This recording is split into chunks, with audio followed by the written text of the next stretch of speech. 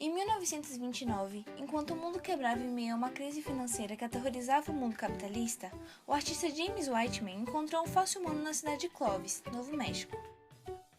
A partir da datação por carbono, foi estabelecida uma idade de cerca de 11 mil anos. 40 anos mais tarde, Walter Neves achou um novo fóssil em Minas Gerais, que teria por volta de 14 mil anos, sendo assim considerado o fóssil humano mais velho do continente americano. Os estadunidenses, que acreditavam ser os primeiros a serem colonizados, não aceitavam com facilidade essas evidências. Mas para acabar com essa pequena disputa criada entre o povo de Clovis e o povo de Luzia, em 1977, em Monte Verde, no Chile, achou-se sinais de outra civilização com idade média de 50 mil anos, tornando-se claramente a mais velha encontrada até hoje em todo o continente americano. Independente dos fatos, a primeira brasileira é, incontestavelmente, Luzia.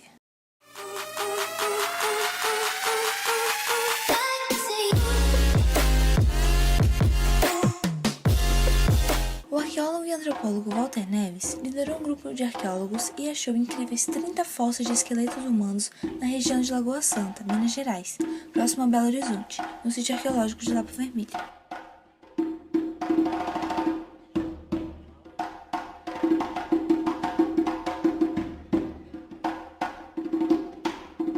A área onde o sítio se encontra é um relevo kárstico, sendo assim muito propício a sofrer dissolução e formar cavernas como as que encontramos no local. Essas cavernas eram os locais perfeitos para serem usados como habitação pelos homens pré-históricos. Lapa Vermelha é rica em calcário, e isso foi crucial para os achados dos fósseis. O calcário é um elemento básico que neutraliza as enzimas ácidas dos agentes decompositores, fazendo com que o processo de decomposição seja menos efetivo, retardando-o e, eventualmente, parando-o por completo. Essa neutralização é tão eficaz que foi capaz de conservar fósseis mesmo no clima tropical brasileiro. Além de preservar esqueletos humanos, houve uma boa conservação dos fósseis da megafauna extinta. No período Pleistoceno, o território americano possuía muitas espécies de mamíferos e aves gigantes. Muitos pesquisadores como Paul Martin assimilam o evento da extinção em massa com a chegada do homem ao continente americano. Ele afirma que, quando a humanidade deixou a África e a Ásia e alcançou outras partes do mundo, o inferno se desencadeou. O Dr. Peter Daszak acreditava que a transmissão de doenças vinda do homem desencadeou uma catástrofe, já que os animais não tinham anticorpos para resistirem a tais doenças. Gifford Miller e Tim Flannery afirmaram que as queimadas fora de época modificaram o habitat de grandes aves, impedindo-as de voar, dificultando sua sobrevivência. A partir dos fósseis e vestígios achados no local, foi possível concluir algumas coisas a respeito de seus hábitos em vida. O sepultamento é um dos hábitos que mais se destaca. Antes dos 9 mil anos, não era costume enterrar os corpos de seus falecidos. Entre 9 e 8 mil anos, aqueles indivíduos começaram a praticar sepultamentos, porém de forma desleixada, costumeiramente em covas coletivas. Somente por volta de 7 mil anos que começou-se a notar um ritual em torno dessa prática. Foram encontradas covas extremamente apertadas e que comportavam apenas um indivíduo. Notou-se então que esse ritual tinha duas fases. Primeiramente, o corpo era enterrado sem muita preocupação. Em um segundo momento, após a decomposição das partes moles, esse corpo era exumado e realizava-se seu manejo. Os ossos eram cortados e reorganizados. Essa reorganização não era feita de maneira aleatória.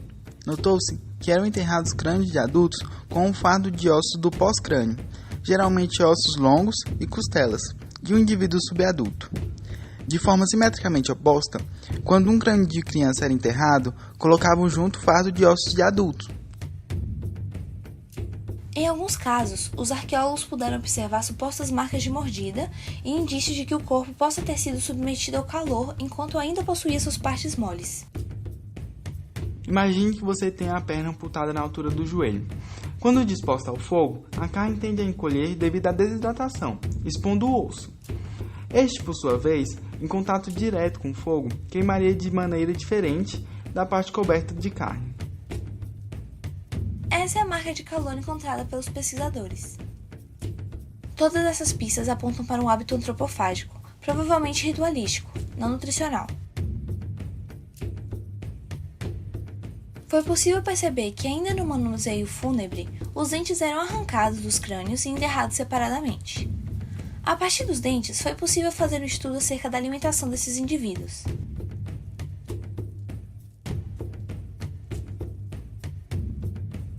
Sabe-se que dentes com alto nível de cárie é fruto de uma alimentação rica em carboidrato. Nessa população, foi encontrada uma taxa de quase 10% de cárie, um número bastante elevado. Com isso, chegamos à conclusão de que a dieta desse grupo era baseada em consumo de vegetais. Em outros estudos relacionados às ferramentas encontradas no local, foram detectados mais de 56 tipos diferentes de moléculas de amido e pouquíssimas hemoglobinas. Isso quer dizer que a população não somente se alimentava de vegetais, como também que esses eram muito diversificados. Sabemos que não tinham domínio sobre a agricultura, portanto, tudo que consumiam já estava previamente disponível na natureza.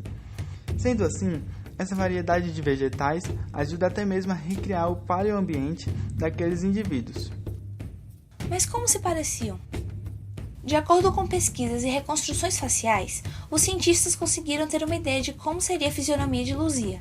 O crânio de Luzia foi submetido a uma técnica conhecida como prototipagem rápida. Primeiro, passou por tomografias e foi reconstituído digitalmente. Estabeleceu-se 20 pontos antropométricos, onde as medidas da espessura das partes moles são conhecidas, e com base no sexo e na idade, foi possível saber o tamanho da boca, a altura da orelha e a distância entre os olhos. A partir dessas informações, o rosto foi recriado. Com base na imagem tridimensional obtida através do computador, foi feita uma cópia de nylon, onde o Dr. Richard Nivea pôde esculpir os músculos e os órgãos da cabeça, acrescentando os olhos. Algumas características não eram possível saber com certeza, como no caso da forma dos lábios, da orelha, da cor dos olhos ou da pele. Logo, esses detalhes foram escolhidos de padrões mais conhecidos para as populações que têm um tipo de cabeça óssea semelhante. A partir desse estudo sobre como seria a fisionomia de Luzia, foi estabelecido que ela teria uma aparência negroide, lembrando bastante os aborígenes australianos. Por que então os ameríndios seriam mais parecidos com o povo de Clovis, isso é, mongóis asiáticos, do que com o povo de Luzia? Para responder essa pergunta, precisamos saber o que aconteceu com seus descendentes. Especulam-se 3 cenários possíveis.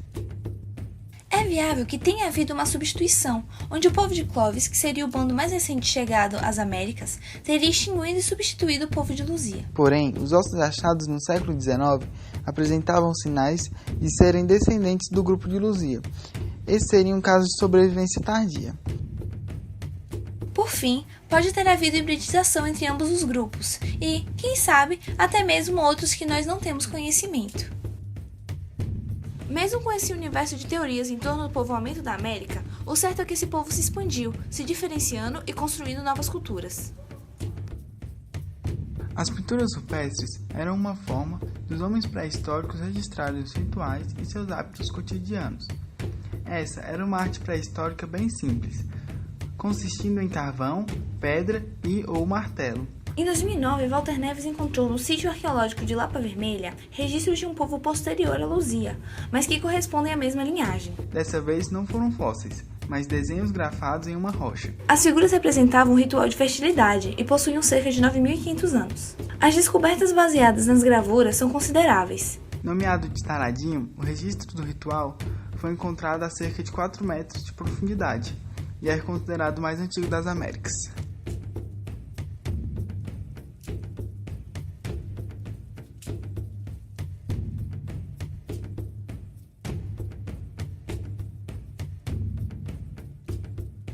Não temos como afirmar com certeza qual é o primeiro povo a chegar no Novo Mundo, mas analisando a existência de todos esses povos cuja passagem foi comprovada, nos resta apenas apreciar a diversidade que desde os primórdios da humanidade cercam esse continente.